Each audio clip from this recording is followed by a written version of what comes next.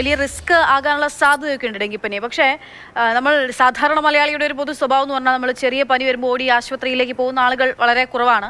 കഴിഞ്ഞ കോവിഡൊക്കെ വന്ന സമയത്ത് നമ്മൾ ആ തലത്തിലേക്ക് മാറിയിട്ടുണ്ടെങ്കിൽ പോലും ഇപ്പോൾ വീണ്ടും തിരിച്ച ആളുകൾ പഴയ രീതിയിലേക്ക് തന്നെ മാറിയിട്ടാണ്. നോർമലൊക്കെ മാറിക്കഴിഞ്ഞൊരു സാഹചര്യമുണ്ട്.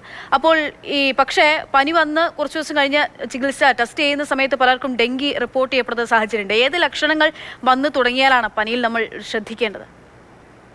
പനിയെ ഈ കാലഘട്ടത്തില് ഈ ഒരു പ്രത്യേകിച്ച് നമ്മുടെ ഈ മഴക്കാല സമയവുമായി ബന്ധപ്പെട്ടുള്ള പനിയെ തീർച്ചയായിട്ടും നാം നിസ്സാരവൽക്കരിക്കേണ്ട കാര്യമില്ല.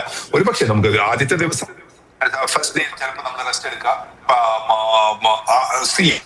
പനിയുമായിട്ടും മറ്റ് രോഗലക്ഷണങ്ങളുമായിട്ട് ഒരു കാരണവശാലും സ്കൂളുകളിലോ കോളേജുകളിലോ ഓഫീസുകളിലോ പോകാതിരിക്കുക, പുറത്തേക്ക് പോകാതിരിക്കുക, റെസ്റ്റ് എടുക്കുക എന്നുള്ളത്. കാരണം അത് നമുക്ക് മറ്റൊരാളിന് കൊടുക്കാനുള്ള സാഹചര്യം കൂടുന്നു എന്നുള്ളത് കൊണ്ട് തന്നെയാണ്. അതൊരു വൈറൽ ഫീവർ ആണെങ്കിൽ നമുക്ക് അങ്ങനെ പടർന്നു പിടിക്കാനുള്ള സാധ്യത, അതുകൊണ്ട് തീർച്ചയായിട്ടും പോകരുത്. സെക്കൻഡ് തിങ്, മേ ബി ആദ്യത്തെ ദിവസം ഒരു പാരസ്റ്റമോൾ നമുക്ക് വീട്ടിൽ എല്ലാവർക്കും ലഭ്യമാണ്. കാൽപോൾ, പാരസ്റ്റമോൾ പോലെയുള്ള, ഡോളോ പോലെയുള്ള ഏതെങ്കിലും ഒരു പാരസ്റ്റമോൾ ഗുളിക കഴിക്കുകയും ധാരാളം അഡിക്വേറ്റ് ആയിട്ടുള്ള വെള്ളം എടുക്കുകയും റെസ്റ്റ് എടുക്കുകയൊക്കെ ചെയ്യുകയാണെന്നുണ്ടെങ്കിൽ നമുക്കത് പനിയെ നിയന്ത്രിച്ച് നിർത്താൻ നമുക്ക് കഴിയുമായിരിക്കും.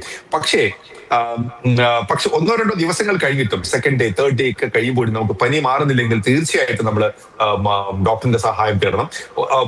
പനിക്ക് മറ്റ് ബുദ്ധിമുട്ടുകൾ വരികയാണെങ്കിൽ, ചെറിയൊരു ടെമ്പറേച്ചറിന്റെ കാര്യമാണ് ഞാൻ ഈ പറഞ്ഞത്, ശക്തമായി പനി വരുന്നു, ശരീരവേദന വരുന്നു, ദേഹത്തെ റാഷസ് വരുന്നു, ക്ഷീണം വരുന്നു, അല്ലെങ്കിൽ ഒരു മയക്കം അനുഭവപ്പെടുന്നു, ഇത്തരം കാര്യങ്ങളാണെങ്കിൽ ആദ്യത്തെ ദിവസങ്ങളിൽ തന്നെ പനി ഉണ്ടെങ്കിൽ ഡോക്ടറിന്റെ സഹായം തേടേണ്ടതായിട്ടുണ്ട്.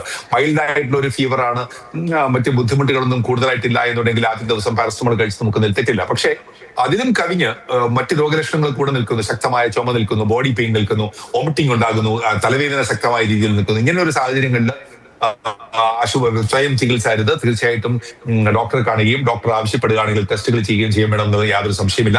ആദ്യത്തെ സമയങ്ങളിൽ തന്നെ ഈ രക്തത്തിന്റെ ടെസ്റ്റുകളും മറ്റു ടെസ്റ്റുകളൊക്കെ കൃത്യമായിട്ട് നോക്കുകയാണെന്നുണ്ടെങ്കിൽ